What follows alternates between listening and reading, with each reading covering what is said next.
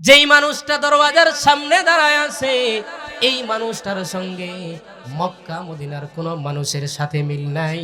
ও বাবা, এমন মানুষ আমার জিন্দেগিতে দেখি নাই। নবী আলাইহিস সালাতু ওয়াস সালাম কয়েক সপ্তাহ যাবত অসুস্থ। নবীজি মাথাটা উঠাইতে পারে না। অনেক কষ্টের পরে মাথাটা উঠায়া দেখে এটা দুনিয়ার কোনো সাধারণ মানুষ না রে, এটা হলো হাযা মালাকুল মাউত। এই মানুষটা দুনিয়ার সমস্ত সাত কর্তনকারী, দুনিয়ার সাধারণ কোনো মানুষ না, এটা হলো মালাকুল মাউত, মৃত্যুর ফেরেশতা। সুবহানাল্লাহ বললেন না? এবার ফাতেমা ডাক দিয়ে বলে, ওগো আব্বাজান, এই মানুষটাকে আমি ঘরে ঢোকার পারমিশন দিব না। এই মানুষটা কি জন্য আপনার কাছে এসেছে আমার বোঝার বাকি নাই। কয়েক সপ্তাহ যাবৎ আপনি অসুস্থ, আপনাকে নেওয়ার জন্য মালাকুল মাউত আসছে। আমি তাকে ঘরে ঢোকার অনুমতি দিব না। আল্লাহর নবী বিশ্ব নবী রাহমাতুল লিল আলামিন ডাক দিয়া বলে, এরে ফাতেমা শুনো রে, এই যে মালাকুল মাউত আজরাইল, এই যে মালাকুল মাউত আমি নবীর কাছে ঘরে ঢোকার পারমিশন চাই। এটা আমি নবীর সম্মান, আমি নবীর মুজিজা। এই যে মালাকুল মাউত সে অনুমতি ছাড়াই আমার ঘরে ঢোকার পারমিশন আছে। সমস্ত মানুষের ঘরের দরওয়াজায় সামনে গিয়া মালাকুল মাউত কারোর সামনে অনুমতি নেয় না, আমার কাছে অনুমতি নেয়। এটা আমি নবীর সম্মান। আল্লাহর নবী বিশ্ব নবী ঘরে ঢোকার পারমিশন দিলে মালাকুল মাউত নবী আলাইহিস সালাতু ওয়াস সালামকে সালাম দেয়, আসসালামু আলাইকা ইয়া রাসূলুল্লাহ ইয়া হাবিবাল্লাহ। ওগো নবীজি, আল্লাহ বলেছে আপনাকে নিয়ে যাইতে, যদি আপনি যাইতে চান গো আপনাকে নিয়ে যাওয়া হবে। আর যদি দুনিয়াতে বেঁচে থাকতে চান আল্লাহ রাব্বুল আলামিন আপনার হায়াত বাড়ায় দিবে। নবী আলাইহিস সালাতু ওয়াস সালাম মালাকুল মাউত আজরাইলকে ডাক দেয়া বলে, আজরাইল শোনো, তুমি অপেক্ষা করো, হাত্তা ইয়াতিয়ানি জিবরাইল, জিবরাইল আমি নবীর কাছে আসার আগ পর্যন্ত তুমি অপেক্ষা করতে থাকো। কিছুক্ষণের ভিতরেই জিবরাইল আলাইহিস সালাতু ওয়াস সালাম নবীজির সামনে আগমন করে। আল্লাহর নবী বিশ্ব নবী রাহমাতুল লিল আলামিন এবার জিবরাইলকে ডাক দিয়া বলে, এ জিবরাইল, আজরাইল বলে আমি নবীর নাকি চলে যাওয়ার সময় হয়ে গেছে। এবার আল্লাহর ফেরেশতা জিবরাইল আলাইহিস সালাতু ওয়াস সালাম কোনো কথা বলে না, কোরআনের একটা আয়াত তেলাওয়াত করে শোনায়া দেয়, ইন্নাকা মাইতু ওয়া ইন্নাহুম মাইতুন। আল্লাহু আকবার বলে। জিবরাইল বলে, ওগো নবীজি, ইন্নাকা মাইতু ওয়া ইন্নাহুম মাইতুন। ওগো নবীজি, আল্লাহ তো আগেই জানায় দিছে আপনি নবীও মরণশীল, আপনার দুশমন যারা আছে তারাও মরণশীল। অতএব নবী গো, সকল মানুষকেই মৃত্যুর স্বাদ গ্রহণ করতে হবে, মৃত্যুবরণ করতে হবে। আল্লাহর নবী বিশ্ব নবী রাহমাতুল লিল আলামিন এবার কান্না শুরু করে দেয়। জিবরাইল ডাক দিয়া বলে, নবীজি, বন্ধু তো কখনো বন্ধুর দরবারে যাওয়ার জন্য কান্না করে না। দুনিয়ার থেকে আপনার হাসরের ময়দানে পরকালের জিন্দেগিতে আপনার শান মান ইজ্জত আরো বেশি হবে, অতএব কান্না করার কোনো প্রয়োজন নাই। আল্লাহর নবী ডাক দেয়া বলে, জিবরাইল আমি নবী আমার জন্য কান্দি না, তাহলে কার জন্য কান্দেন? ফাতেমার জন্য বুঝি কাঁদেন? আল্লাহর নবী ডাক দিয়া বলে, না রে জিবরাইল, না, আমি ফাতেমার জন্য কান্দি না, তাহলে কার জন্য কান্দেন? হাসান হুসাইনের জন্য বুঝি কাঁদেন? আল্লাহর নবী ডাক দিয়া বলে, না রে জিবরাইল, না, আমি হাসান হুসাইনের জন্য কান্দি না। এবার জিবরাইল ডাক দিয়া বলে, তাহলে কার জন্য কান্না করেন? আল্লাহর নবী বিশ্ব নবী রাহমাতুল লিল আলামিন ডাক দিয়া বলে, এ জিবরাইল আমি কান্দি আমার গুনাহগার উম্মতের জন্য। সুবহানাল্লাহ। সে নবীর উপর একবার দরুদ পড়েন সাল্লাল্লাহু আলাইহি ওয়াসাল্লাম। জিবরাইল ডাক দিয়া বলে, রাহমাতুল লিল আলামিন উম্মতের জন্য কান্না করার কোনো প্রয়োজন নাই। আপনি রওজায় থাকলে আপনার উম্মতের দরুদ আর সালাম আপনার রওজা শরীফে পৌঁছায়া দেওয়া হবে। আল্লাহর নবী বিশ্ব নবী রাহমাতুল লিল আলামিন ডাক দেয়া বলে, ওরে জিবরাইল, আমি আমার উম্মতের দরুদ আর সালাম পাবো কি পাবো না এই জন্য কান্না করি না, তাহলে কি জন্য কাঁদেন?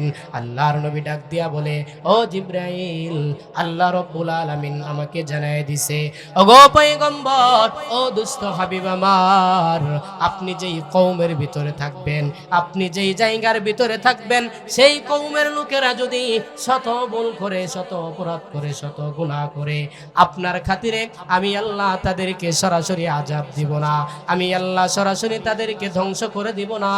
এই জন্য রে জিবরাইল কান্দি, আমি নবী দুনিয়া থেকে বিদায় হয়ে গেলে আমার উম্মত যদি কোনো ভুল করে ফেলে, কোনো গুনাহ করে ফেলে, আমার উম্মত যদি ধ্বংস হয়ে যায়, আমার উম্মত যদি আমি দুনিয়া থেকে বিদায় হয়ে যাই, উম্মত এতিম হয়ে যাবে, আমার উম্মতের জিম্মাদারি কে নিবে রে?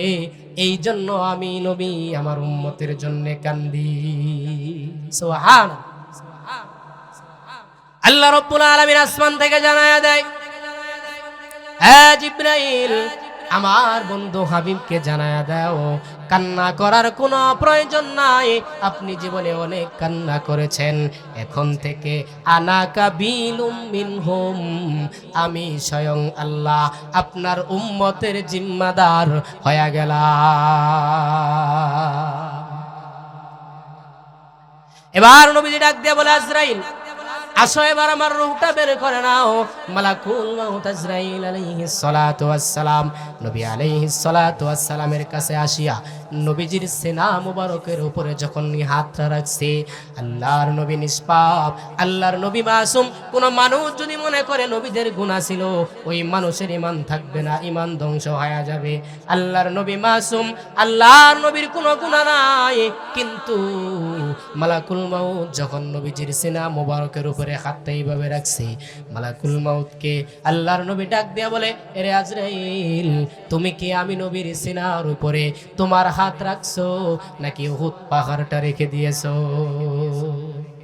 মালাকুল মাউত ডাক দিয়া বলে, আল্লাহর পয়গম্বর, আমি আজরাইল যেইভাবে আপনার রূহটা বের করব, পৃথিবীতে কোনোদিন কারো রূহটা এত সহজে বের করা হয় নাই, কোনোদিন হবেও না, এরপরেও বুঝি আপনার এত কষ্ট। রে মুসলমান যুবক ভাই, তুমি খেয়াল করে শুনো, আল্লাহর নবী মাসুম, আল্লাহর পরে তামাম পৃথিবীর ঊর্ধ্বে যার সম্মান, পৃথিবীর কারোর সঙ্গে যার সম্মানের তুলনা চলে না, কারোর তুলনা চলে না, সেই নবীর বুঝি মৃত্যুর সময় এমন অবস্থা হয়, আমার আপনার মৃত্যুর সময়ে কি অবস্থা হতে পারে? বালিশের সাথে মাথাটা লাগায় একবার চিন্তা করেন, এই দুনিয়ায় যত কিছু দেখি না কেন, আমার হায়াতটা শেষ হয়ে গেলে কোনো মানুষ আমার আপনার নাম বলবে না, আমাকে লাশ বইলা ডাকবে, লাশ বইলা সম্বোধন করবে। কথা বলেন ঠিক কিনা? এজন্য আল্লাহ রাব্বুল আলামিন বলেন, ইযা জাআ আজালুহুম লা ইস্তাখিরুনা সাআতাও ওয়ালা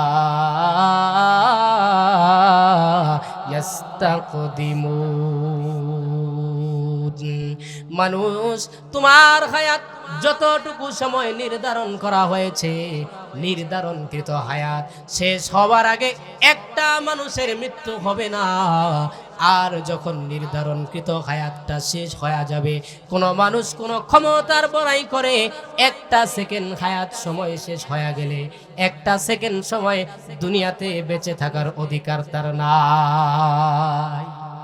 এবার জান আল্লাহর কাছে আপনি প্রশ্ন করেন, আরে আপনি আমি যদি মৃত্যু থেকে পলায়ন করার চেষ্টা করি, পলায়ন করেও আপনি আমি সফল হতে পারবো না, এটাও আমার আল্লাহ কালামের মাধ্যমে শিখাইতেছেন, শোনাইতেছেন। আইনামা তাকুনু ইউদরিকুমুল মাউতু ওয়ালাউ কুনতুম ফি বুরুজিম মুশাইয়াদা।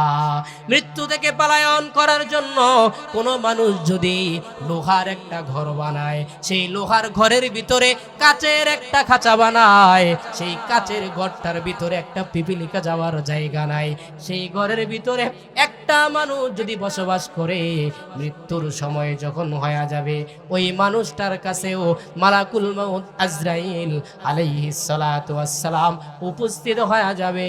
অতএব মৃত্যু থেকে পলায়ন করে কেউ সফল হতে পারবে না, পারেও নাই। কথা বলেন ঠিক কিনা? এজন্য বাজান অবশ্যই মৃত্যুর প্রস্তুতি আমাদের নিতে হবে। কথা বলেন ঠিক কিনা?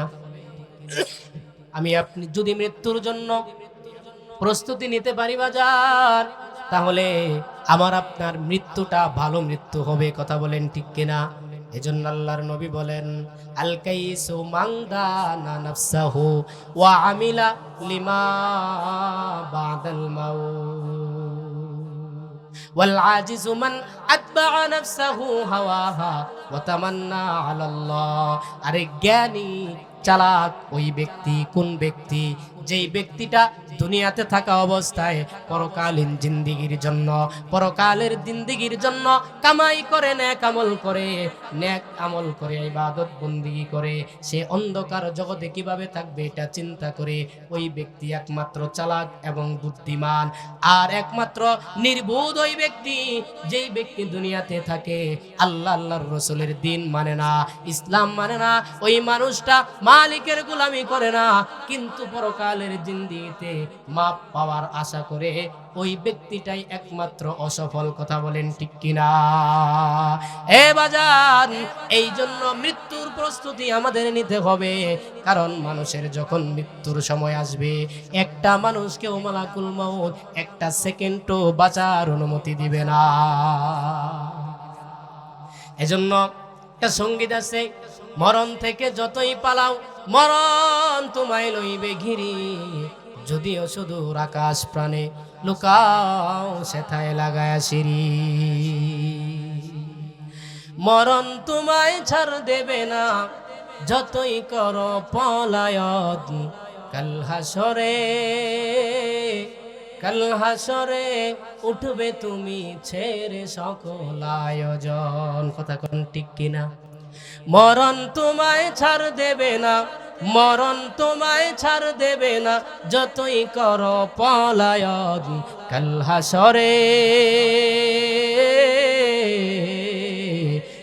হাসরে উঠবে তুমি ছেড়ে সকল আয়োজন, কাল হাসরে উঠবে তুমি ছেড়ে সকল আয়োজন। এই দুনিয়া নয় তো আসল কবর হলো ঠিকানা, 3.5 হাত ঘরের মাঝে হবে তোমার বিছানা। কথা বলেন ঠিক কিনা? যতই বড়াই করো তুমি, যতই করো উপার্জন, ডাক পড়িলে যেতে হবে অন্ধকারই কবর। কথা বলেন ঠিক কিনা? মরণ থেকে পালিয়ে কোনো মানুষ কিন্তু বাঁচতে পারবে না। এজন্য বাজান কবি বলেন, কেইসে তাজেদারত বাদশাহ চল বসে আখাজিনা বালা খানা শানে শৌকত ক্যা হই। কবি চমৎকার ভাবে বলে, আরে দুনিয়াতে কত রাজা বাদশাহ ছিল, কত ক্ষমতাধারী ছিল, তাদের কত ধন সম্পদ ছিল, এই ধন সম্পদওয়ালা মানুষগুলাও দুনিয়া থেকে বিদায় হয়ে গেছে। অতএব বাজান আমি আপনিও বিদায় হয়ে যাব। এই ধন সম্পদ, টাকা পয়সা, বাহাদুরি কোনো কিছু আমার আপনার জন্য কাজে আসবে না। কথা বলেন ঠিক কিনা? এজন্য একটা মুসলমান মুমিন ইমানদার, এই মানুষটার মৃত্যুর প্রস্তুতি কেমন হওয়া দরকার?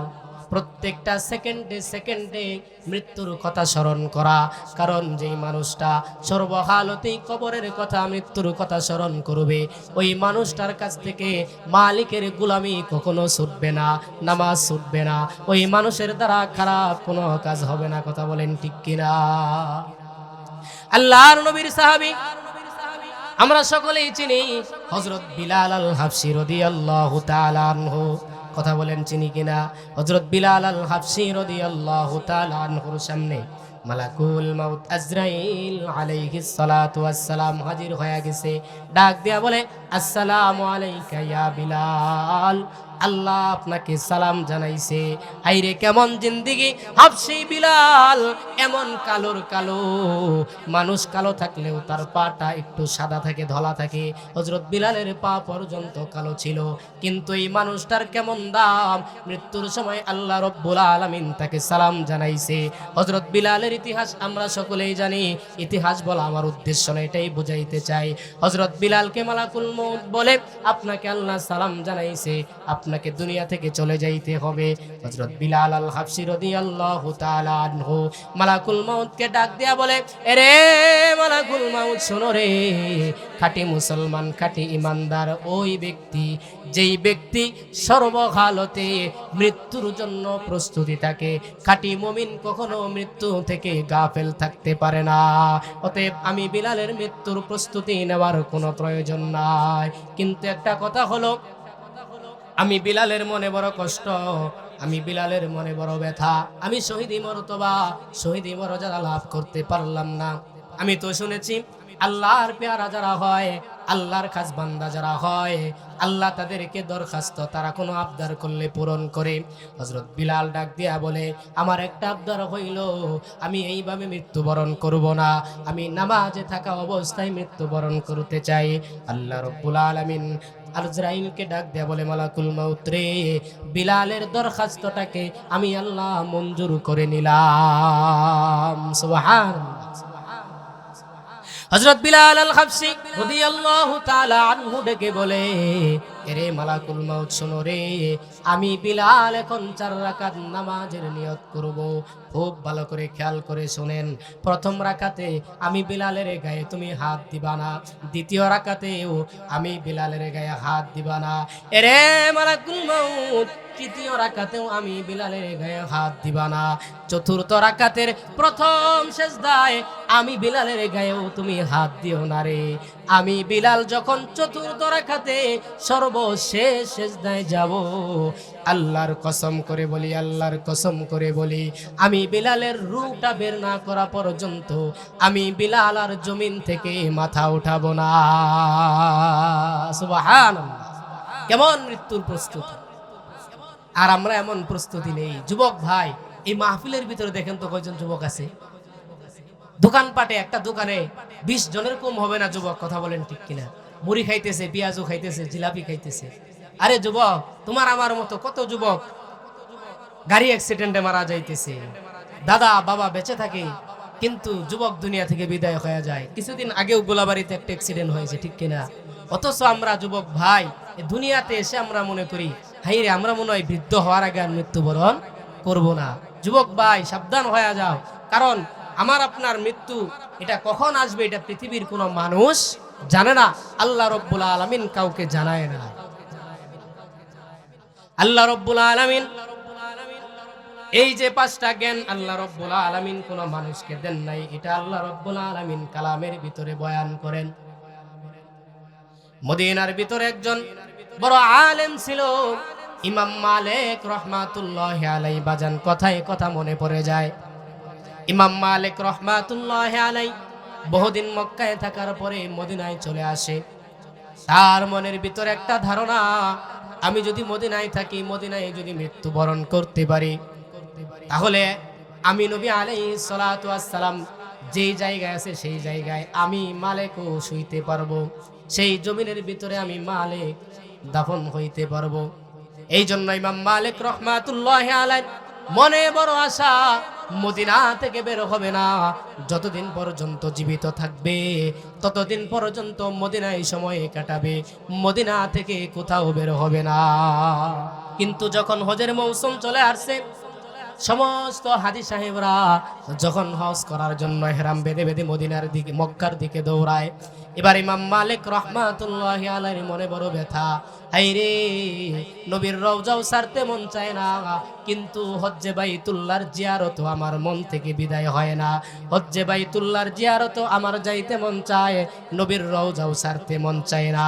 এবার ইমাম মালিক মনে মনে চিন্তা করে, যদি আমি মদিনা থেকে চলে যাই মক্কায়, আমার মৃত্যুটা যদি সেখানে হয়ে যায়, আমার আশাটা মনের বাসনাটা আর পূর্ণ হইল না।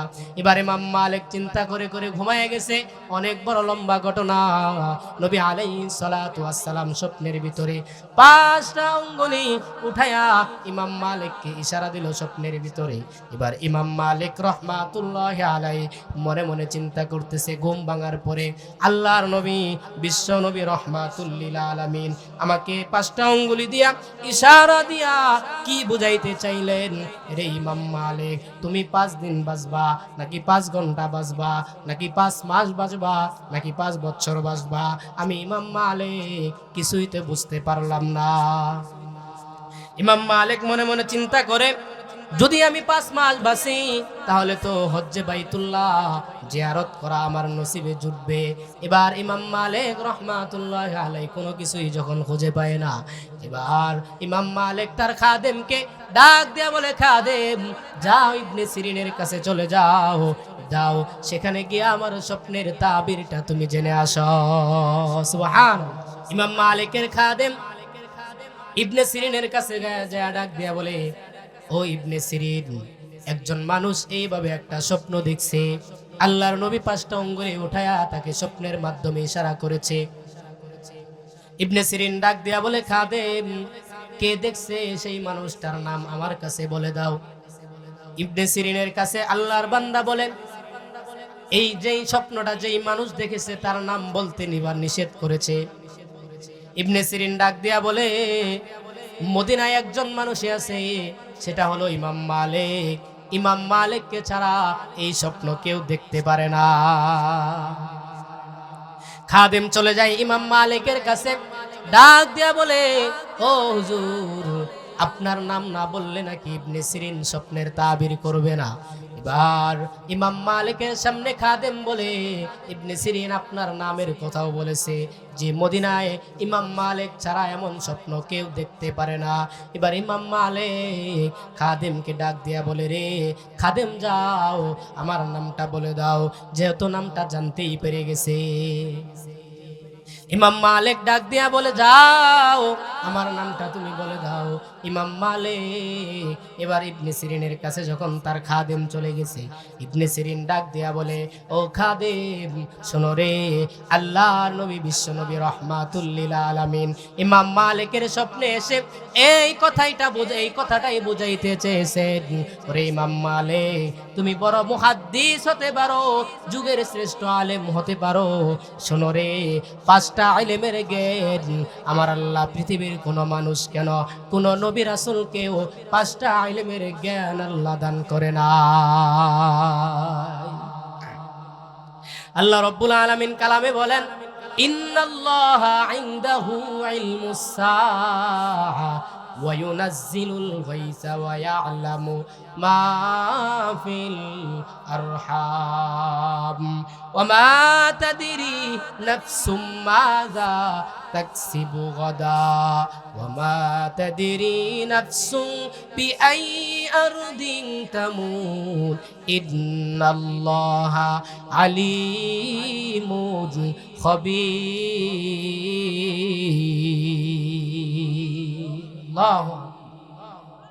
ইবনে সিরিন এই কথাটা বুঝাইতে চাইলেন আল্লাহর নবী 5টা ইলমের কথা পৃথিবীর কোনো মানুষ জানে না। সেটা হলো ইন্নাল্লাহা ইনদাহু ইলমুস সাআ, 1 নাম্বার হলো কিয়ামত কোন দিন সংগঠিত হবে পৃথিবীর কোনো মানুষ জানে না। আল্লাহ রাব্বুল আলামিন কোন নবী রাসূলদেরকেও কিয়ামতের কথা জানায় নাই।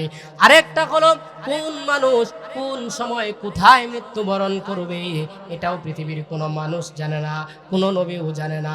আরেকটা হলো 3 নাম্বার, কোন জায়গায় কোন সময় কিভাবে বৃষ্টি বর্ষণ হবে এটাও পৃথিবীর কোনো মানুষ জানে না। কেউ জানে নাকি? কথা বলেন, কেউ আমরা জানি না। 4 নাম্বার হইল একজন মায়ের গর্ভে কি সন্তান আছে, মেয়ে সন্তান নাকি ছেলে সন্তান, এটাও পৃথিবীর কোনো মানুষ জানে না। আর 5 নাম্বার হইল আমি আপনি আগামীকাল কি উপার্জন করব, আমার আপনার রিজিকে কি আছে, এই জ্ঞানটাও আমার আপনার নাই। এই 5টা জ্ঞান আল্লাহ রব্বুল আলামিন পৃথিবীর কোনো মানুষকে দান করে নাই। এই 5টা জ্ঞান আল্লাহ রব্বুল আলামিন তার নিজের কাছে রেখে দিয়েছে।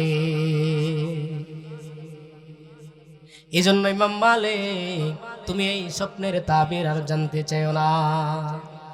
এ মুসলমান বাজান, এই যে মৃত্যুর কথা, এই যে মৃত্যুর আলোচনা করতেছি, আমরা শুনতেছি, এই মৃত্যু থেকে কিন্তু আমরা কেউ বাঁচতে পারবো না। কথা বলেন, আমি আপনি মৃত্যু থেকে যতই বাঁচার চেষ্টা করি না কেন, আল্লাহ রব্বুল আলামিন কালামের ভিতরে বলেন, আরে মৃত্যু থেকে তুমি যতই পালাও, মৃত্যু তোমার সঙ্গে কিন্তু মোলাকাত করবেই।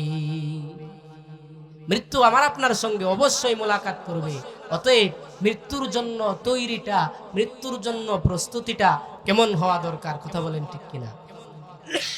আমি আপনি দুনিয়াতে আসার পরে ধন সম্পদের মায়ায় পড়ে মৃত্যুর কথা, আখেরাতের কথা, পরকালের কথা বলে গেছি। কথা বলেন ঠিক কিনা? কিন্তু আমি আপনি মৃত্যুবরণ করলে এই ধন সম্পদও কোনো কাজে আসবে না। আসবে কিতাবের ভিতরে ওয়াকিয়া আছে, সারা জাহানের বাদশা ছিলেন বাদশা জুলকরনাইন। আমরা অনেকেই তার নাম শুনেছি, বাদশা জুলকরনাইন। তার সন্তানদেরকে মৃত্যুর আগে ওয়াসিয়ত করে, এ আমার সন্তানেরা শোনো রে, আমি জুলকরনাইন যেই দিন দুনিয়া থেকে বিদায় হয়ে যাব, আমার লাশটা সুন্দর করে গোসল করায়া খাটিয়ার ভিতরে রাখবা, কাফন পরাবা, কিন্তু আমার হাত দুইটা ডাকবা না। আমার হাত দুইটা খাটিয়ার বাহিরে বের করে রাখবা, আর আমার রাজ্যে ঘুরায়া ঘুরায়া আমার রাজ্যের মানুষগুলাকে দেখাইবা। এবার সন্তানেরা ডাক দিয়া বলে, এ বাবা, আপনি একটা রাজ্যের বাদশা ছিলেন, আপনাকে হাজার হাজার মানুষ আসবে আপনার মৃত্যুর সংবাদ শুনে আপনাকে দেখার জন্য, কেন গো আপনাকে এইভাবে লাশটা নিয়ে নিয়ে আমরা ঘোরাবো?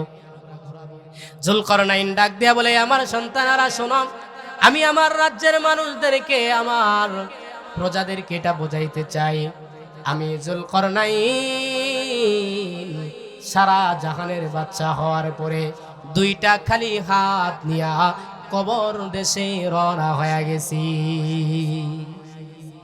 জুলকরনাইনের মৃত্যুর পরে সন্তানেরা বাবার কথা অনুযায়ী এইভাবে দুইটা হাত বের করে খাটিয়ার বাহিরে বের করে রাজ্যে ঘোরায় ঘোরায় ঘোরায়। কিছু কিছু লোকজন বলে, এ দেখো, বাচ্চা মৃত্যুবরণ করার পরেও আমাদের কাছে যেন কি চায়, চাঁদা চায়। আরেক ব্যক্তি ডাক দিয়া বলে, আরে বেয়াকুব, বাচ্চা মৃত্যুর পরে কি চাইবে, তার তো কোনো চাহিদা নাই।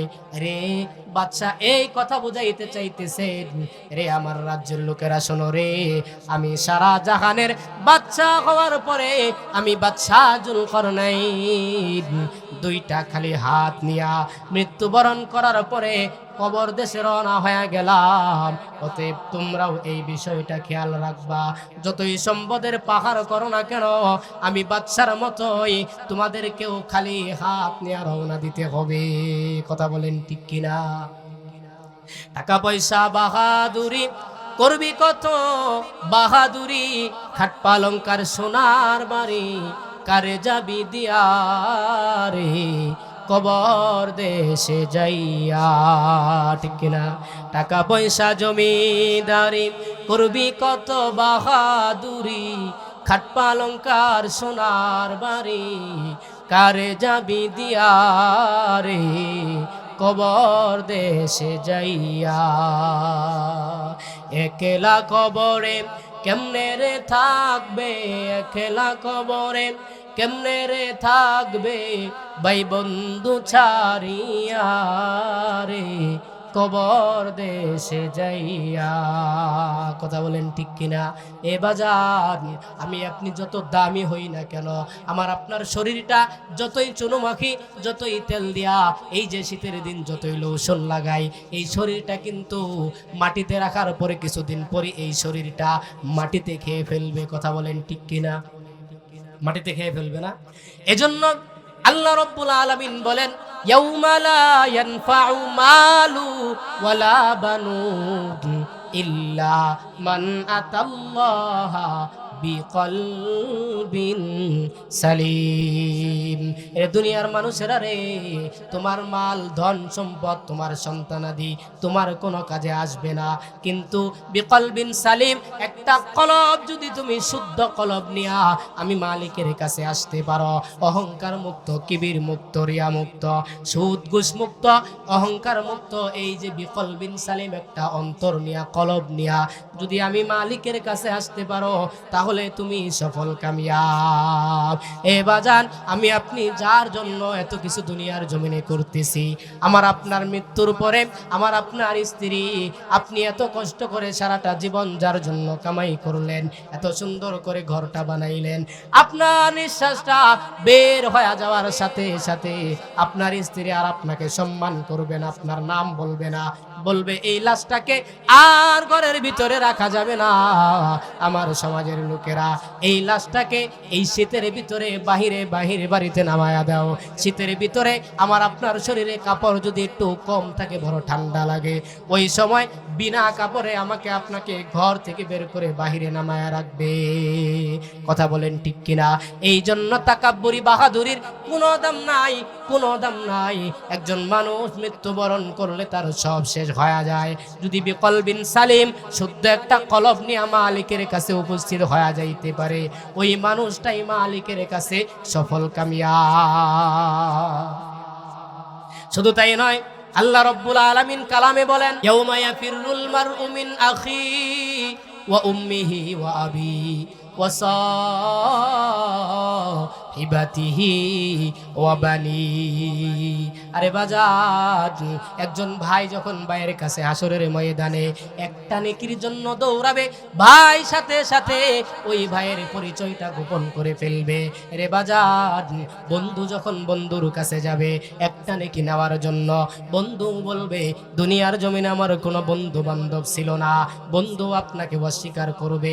শুধু তাই নয়, ওয়া উম্মিহি ওয়া আবিহি, একটা সন্তান যখন তার বাবার কাছে, একটা সন্তান যখন তার মায়ের কাছে যাবে, মা ডাক দিয়া বলবে, রে দুনিয়ার জমিনে আমার তো কোনো বিবাহই হয়েছিল না, আমার সন্তান আসবে কোথায় থেকে?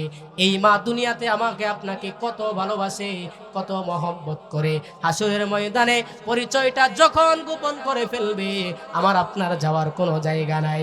সর্বশেষ যখন বাবার কাছে সন্তান যাবে, ডাক দিয়া বলবে, বাবা দুনিয়াতে তুমি না খায় আমাকে খাওয়াইছো, নিজে না পইরা আমাকে পড়াইছো, একটা নেকের জন্য আমি জান্নাতে যাইতে পারি না, একটা নেকি দিয়ে আমাকে সাহায্য করো। বাবা ডাক দিয়া বলবে, দুনিয়ার জমিনে আমি কোনো বিবাহ করি নাই, আমার কোনো সন্তানাদি দুনিয়ার জমিনে ছিল না। এই যে বাজান আমার আপনার শরীরটা এত চাকচিক্য করি না কেন, মানুষের শরীর যদি রোগ থাকে, ক্যান্সার থাকে, এই মানুষটা যদি তার রুহের ভিতরে, কলবের ভিতরে কোনো রোগ না থাকে, এই মানুষটা মৃত্যু হওয়ার পরে মানুষের শরীর পচে যাবে, কিন্তু এই মানুষটা মালিকের কাছে বড় দামি হয়ে যাবে। কথা বলেন ঠিক কিনা? কলবের 10টা বড় বড় রোগ আছে, আসলে ওই দিকে আলোচনা যাওয়া যাবে না। একজন মানুষ, আপনি আমি বুঝি, যদি মানুষটা কালো হয়, কুৎসিত হয়, তার শরীরে অনেক রোগ থাকে, এই মানুষটাও মৃত্যুবরণ করলে যেইভাবে মাটি তাকে খেয়ে ফেলবে, আমি আপনি সুন্দর হওয়ার পরে শরীরে এত ক্রিম মাইকা চেহারাটা খুব সুন্দর তেলতেলা বানায়ও যদি আমি আপনি মারা যাই, বাবা আমার আপনার চেহারাটাও মাটিতে খেয়ে ফেলবে। কথা বলেন ঠিক কিনা? কত যতনের পাখি তুমি, কাজল বরণ টিয়া, সময় হইলে যাইবা চলে এই দুনিয়ার সব থুয়া। ঠিক কিনা? এগুলা শোনা যায় না এখন, নিত্য নতুন গান বের হইছে, গজল বের হইছে। কত যতনের পাখি তুমি,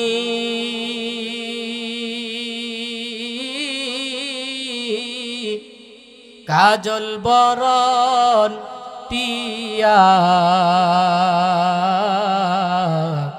সময় হইলে যাইবা চলে এই দুনিয়ার সব থুয়া আইসো একা যাইবা একা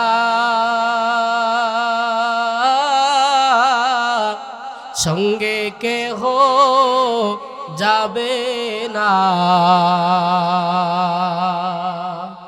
দিন দুই চারি কেন্দে সবে কিন্তু খবর নিবে না মাটির পিঞ্জিরা ভাঙ্গিয়া চুরিয়া একদিন তো যাইবে পাখি ছাড়িয়া উড়িয়া মাটির পিঞ্জিরা ভাঙ্গিয়া চুরিয়া একদিন তো যাইবে পাখি ছাড়িয়া ছাড়িয়া কত যত্নের পাখি তুমি কাজল বরণ টিয়া সময় হইলে যাইবা চলে এই দুনিয়ার সব থুয়া ঠিক কিনা এই গজলটা আপনি রাত্রে বালিশে মাথা লাগায় শুনলে চোখের পানি ধরে রাখতে পারবেন না কথা বলেন ঠিক কিনা এজন্য বাজার এই যে আমরা এত আলোচনা শুনলাম মৃত্যুর হাত থেকে বাঁচার তো কোনো রেহাই নাই কোনো রাস্তাই নাই অবশ্যই মৃত্যু আমাদেরকে পাকড়াও করবেই মৃত্যু থেকে আমরা বাঁচতে পারবো না কথা বলেন ঠিক কিনা এরকম একটা নজির কিতাবের ভিতর আছে সাদ্দাতের নাম আমরা সকলেই শুনেছি কথা বলেন ঠিক কিনা এই সাদ্দাত এমন আমার মালিকের নাফরমান কথায় কথা মনে পড়ে যায় বাজান আজরাইলকে আল্লাহ রাব্বুল আলামিন এই সাদ্দাত যেই দিন দুনিয়াতে ভূমিষ্ঠ হবে কথাটা খুব খেয়াল করে শুনেন ওই সময় সাদ্দাতের মা একটা লঞ্চের ভিতরে ছিল জাহাজের ভিতরে সেই জাহাজটা ঝড়ের কবলে পড়ে জাহাজটা চূর্ণ বিচূর্ণ যখন হয়ে যায় এই সাদ্দাতের মা একটা কাঠের খণ্ডের উপরে সাগরের অথবা পানির উপরে ভাসতেছে মালাকুল মাউতকে আল্লাহ রাব্বুল আলামিন ডাক দিয়া বলেন রে মালাকুল মাউত যাও যাও ওই যে সাগরের ভিতরে একটা জাহাজ ভেঙে গেছে ওইটার ভিতরে একটা মহিলা এইভাবে ভাসতেছে ওই মহিলাটা কিছুক্ষণ পরেই বাচ্চা প্রসব করবে তুমি গিয়া তার রূহটা বের করে নিয়ে আসো এ বাজার দেখেন আল্লাহ যে বলছেন ইযা জা আজালুহুম লা ইস্তাখিরুনা সাআতান ওয়ালা ইস্তাকদিমুন আরে মৃত্যুর সময় হয়ে গেলে এক সেকেন্ডও বাঁচতে পারবা না ওই সাদ্দাত যখন দুনিয়াতে ভূমিষ্ঠ হয় সাদ্দাতের মার রূহটা বের করে নেওয়া যায় আল্লাহ রাব্বুল আলামিন বলেন আজরাইল আমি আল্লাহ এমন একটা নজির স্থাপন করতে চাই এ সাগরের ঢেউরে সাগরের পানি আমার এই যে শিশু বাচ্চাটা দুনিয়াতে ভূমিষ্ঠ হইল এই বাচ্চাটাকে পানিতে তোমরা ডুবাইবা না এই বাচ্চাটাকে পানির বাড়ি দিয়া দিয়া ঢেউয়ের বাড়ি দিয়া দিয়া যখন ওই সাগরের কিনারায় নিয়ে আসছে বনের ভিতরে একটা বাঘিনী ছিল কি ছিল বলেন বাঘিনী ছিল আল্লাহ রাব্বুল আলামিন বাঘিনীকে হুকুম করে বাঘিনী রে এই যে মানব সন্তানটা ভূমিষ্ঠ হইছে আমি আল্লাহ এই মানব সন্তানটাকে তোর দুগ্ধ পান করায়া বড় বানাইতে চাই সুবহানাল্লাহ আল্লাহ রাব্বুল আলামিন ওই সাদ্দাতকে সাগরের গভীর পানি থেকে বাঁচায়া বাঘিনীর দুগ্ধ পান করায়া বড় করলো বাজান অনেক লম্বা ঘটনা এইভাবে সাদ্দাত ধীরে ধীরে বড় হইতে থাকে সাদ্দাত যখন বড় হয়ে যায় অনেক টাকা পয়সার মালিক হয়ে যায় আরে সাদ্দাত এমন টাকা পয়সার মালিক এবার সাদ্দাতের কানে খবর গেছে মুহাম্মদের আল্লাহ নাকি জান্নাত বানাইছে আমি সাদ্দাত সেই জান্নাতে যাব না দুনিয়াতে আমি নিজে একটা জান্নাত স্থাপন করতে চাই নাউজুবিল্লাহ এই বেঈমান নাফরমানকে আমার আল্লাহ কুদরতি ভাবে হেফাজত করিয়া বাঘিনীর দুগ্ধ পান করায়া বড় করছে আরে এই মানুষ নিমক হারাম মালিকের সঙ্গে নিমক হারামি জুলুম শুরু করে দিয়েছে এই সাদ্দাত সমস্ত এলাকায় ঘোষণা দিয়া দেয়, আমি সাদ্দাত একটা জান্নাত নির্মাণ করব। শুধু কি তাই, সুন্দর সুন্দর রমণী নারীদেরকে দিয়া জান্নাতটাকে সাজাইছে, জান্নাতের হুরপরি বানাইছে। বাজার সাদ্দাত যখন এই রকম করে জান্নাতটা বানাইছে, এবার সাদ্দাত একদিন ঘোষণা দিয়া দেয়, আমি অমুক দিন অমুক তারিখে এই জান্নাতটা আমি উদ্বোধন করব, ওই দিন তোমরা সবাই আসবা। এই সাদ্দাত মালিকের বড় নাফরমান, এই বেঈমানটা যখন এই জান্নাত, তার বানানো জান্নাতটা উদ্বোধন করার জন্য তার ঘোড়ার উপরে সওয়ারির হইয়া যখন রওনা হয়ে গেছে, হঠাৎ করে সামনে মালাকুল মউত শব্দ বেশ জোরে বলে, এই স্টপ হয়ে যাও, একটা সেকেন্ড একটা কদম সামনে আর বাড়াইবা না। এবার সাদ্দাত বেঈমান ডাক দেয়া বলে, এই তুমি কে, সামনে থেকে সরে যাও। এবার মালাকুল মউত ডাক দেয়া বলে, আনা মালাকুল মউত, তুমি কারে সরে যাইতে বলো?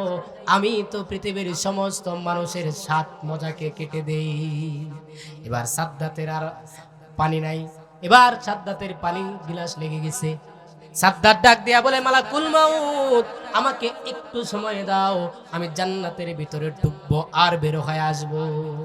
এবার আল্লাহ রব্বুল আলামিন বলেন, এরে মালাকুল মউত, এই সাদ্দাতকে আমি আল্লাহ বাগিনীর দুগ্ধ পান করায় বড় বানাইলাম, কিন্তু যখন আমি মালিকের সঙ্গে নাফরমানি শুরু করে দিয়েছে, একটা সেকেন্ড সময় আমি এই বেঈমানকে দিব না, তুমি তার রোহটা বের করে নিয়ে আসো। সাদ্দাত আবার প্রশ্ন করে, তুমি আমাকে একটু আমার মাথাটা ভিতরে ঢোকানোর অনুমতি দাও, আমার পুরা শরীরের বডিটা আমার বানানো জান্নাতের বাহিরে থাকবে, আমি আমার মাথাটা ঢুকাইয়া ডানে বামে সামনে একটু তাকায়া দেখবো, এতটুকুন সময় আমাকে দাও। মালাকুল মউত ডাক দিয়া বলে, এরে বেঈমান, একটা সেকেন্ড সময় তোকে দেওয়া হবে না, পৃথিবীর জমিনে অনেক বাহাদুরি করেছিস, হায়াত শেষ হয়ে গেছে, একটা সেকেন্ড দুনিয়ার জমিনে বেঁচে থাকার অনুমতি নাই। আল্লাহ রব্বুল আলামিন মালাকুল মউতকে জিজ্ঞাসা করেছিলেন ওই দিন, আরে মালাকুল মউত, তুমি যে পৃথিবীর জমিনে মানুষের রূহটা কবজ করো, রূহটা বের করে নিয়ে আসো, তোমার কি কোনোদিন কোনো মানুষের রূহ বের করতে কষ্ট হয়েছে নাকি? মালাকুল মউত ডাক দিয়া বলে, রব্বুল আলামিন, ওই দিন আমার একটু কষ্ট হয়েছিল, যেই দিন সাদ্দাত দুনিয়ার জমিনে ভূমিষ্ঠ হইল। আরে সাদ্দাত ভূমিষ্ঠ হওয়ার পরে আমি চিন্তা করলাম, হাই রে, এই যে অথও পানি, এই সাগরের ভিতরে এই ছোট্ট বাচ্চাটাকে কে লালন পালন করবে, কে মায়ের স্নেহ ভালোবাসা দিবে, এই বাচ্চাটার জন্য আমার বড় মায়া লাগছিল। তার মায়ের রূহটা বের করে যখন নিয়ে গেলাম, মালাকুল মউত ডাক দেয়া বলে, আমার ওই দিন একটু মায়া লাগছিল রে, আমি যখন সাদ্দাতের মায়ের রূহটা বের করে নিলাম, আল্লাহ রব্বুল আলামিন বলেন, এরে মালাকুল মউত, আমি আল্লাহ তাকে বাগিনীর দুগ্ধ পান করায় বড় করলাম। এই বান্দা যখন আমি মালিকের সঙ্গে নাফরমানি শুরু করে দিয়েছে, কত বড় নিমক হারাম, আমি মালিকের বিরুদ্ধে, আমি মালিকের জান্নাতে নাকি সে ঢুকবে না, নিজে একটা জান্নাত বানায় নিছে। এ যুবক ভাই বন্ধুরা, বাবাজিরা আমার, এই যে সাদ্দাত এত নাফরমানি করলো, এত অহংকারী করলো, টাকার বড়াই করলো, ওই জান্নাতের ভিতরে কিন্তু ঢোকার কোনো জায়গা পায় নাই। এই জন্য এক কবি চমৎকার ভাষায় বলেন, কেইসে কেইসে তাজদার বাদশাহ চল বসে, আ খাজিনা বালা খানা শানে শৌকত ক্যা হই।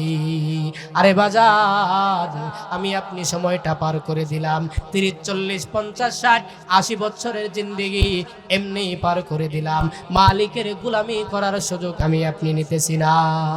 আরে কতই না সুন্দর এই ধরা বানিয়েছেন প্রভু কুদরত ধারা, কেহই তো তাহা পারিবে না, চক্ষু যে জুড়িয়ে যায়, খুদু প্রভুই তো করেছেন সবই, যেন করিও উপাসনা তার।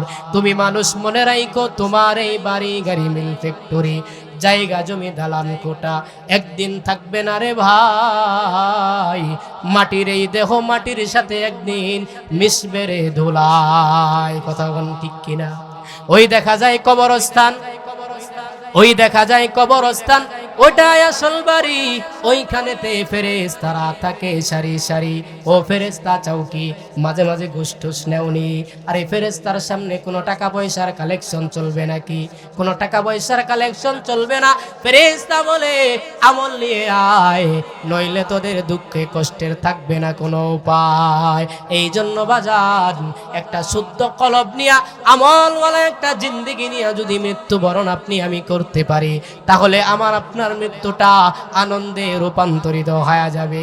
যেই কথা রেখে আসছিলাম, সময় শেষ হয়ে গেছে।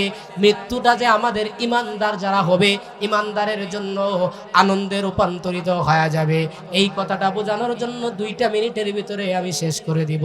একটা কথা মুফাসসিরিনে কেরাম কিতাবের ভিতরে একটা ওয়াকিয়া নিয়ে আসছে। একজন প্রেমিক প্রেমিকাকে কি পরিমাণ ভালোবাসে, ঠিক কিনা? অনেক লম্বা ঘটনা। একজন প্রেমিক প্রেমিকাকে কি পরিমাণ ভালোবাসে। এখন তো আমাদের দেশের এই ভালোবাসাগুলো হারাম ভালোবাসা শুরু হয়ে গেছে, ঠিক কিনা? আর কোনো মানুষ যদি, কোনো গোলাম যদি মালিকের প্রেমে পড়ে যায়, তাহলে ওই মানুষটার মৃত্যু আসলে ওই মানুষটার কোনো টেনশনের কোনো বিষয় থাকে না, কারণ তার মৃত্যু হওয়ার সাথে সাথে মালিকের তৈরি জান্নাতের ভিতরে ঢুকে যাবে। কথা বলেন ঠিক কিনা? আল্লাহ রাব্বুল আলামিন কালামের ভিতরে বলেন, ইয়া আইয়াতুহান নাফসুল মুতমাইন্নাহ ইরজিই ইলা রাব্বিকি রাদিয়াতাম মারদিয়া ফাদখুলি ফি ইবাদি ওয়াদখুলি জান্নাতি। আর ইমানদার যখন মৃত্যুবরণ করবে, তার সামনে যখন মালিকের জান্নাতের নাজ নিয়ামত গুলা তুলে ধরা হবে, আল্লাহ বলে, এ প্রশান্ত মন, আয় ফিরে আয়। ইরজি, কার দিকে ফিরে আসবা? ইলা রাব্বিকি রাদিয়াতাম মারদিয়া। আরে রব তোমার প্রতি রাজি, তুমি আল্লাহর প্রতি রাজি। এইভাবে ফিরে আসো, আর নেককার যারা তাদের সঙ্গে হয়ে যাও। আর ওয়াদখুলি জান্নাতি, আল্লাহর তৈরি জান্নাতের ভিতরে ঢুকে যাও। এইভাবে মুফাসসিরিনে কেরাম বলেন, একজন ইমানদারের সামনে যখন মালাকুল মউত আজরাইল আলাইহিস সালাতু ওয়াস সালাম মৃত্যুর কঠিন পেয়ালা নিয়ে হাজির হয়ে যাবে, ওই সময় জান্নাত থেকে জান্নাতি হুর পরীরা, হুরমেল হুরগেল মানরা ওই বান্দাকে ডাকবে, এই আল্লাহর বান্দা, আসো আসো, জান্নাতের নাজ নিয়ামত তোমার জন্য রেডি। তোমার মৃত্যু হইতে দেরি, আল্লাহর জান্নাত তোমার জন্য দেরি করবে না। এরে আয়েশা শোনো, ওই সময় ইমানদারের মৃত্যুটা আনন্দে রূপান্তরিত হয়ে যাবে। সুবহানাল্লাহ। তাহলে কি বলেন বাজান, আমাদের ইমানদার হওয়ার দরকার আছে না নাই? অবশ্যই ইমানদার হতে হবে। অবশ্যই 5 ওয়াক্ত নামাজ আমাদেরকে সঠিকভাবে আদায় করতে হবে। আল্লাহ রাব্বুল আলামিন আমাদেরকে এই যে টুটাফাটা অগোছালো কথা কিছু বললাম, এগুলার উপরে প্রথমে আমাকে আপনাদের সকলকে আমল করার তৌফিক দান করুন বলি আমিন।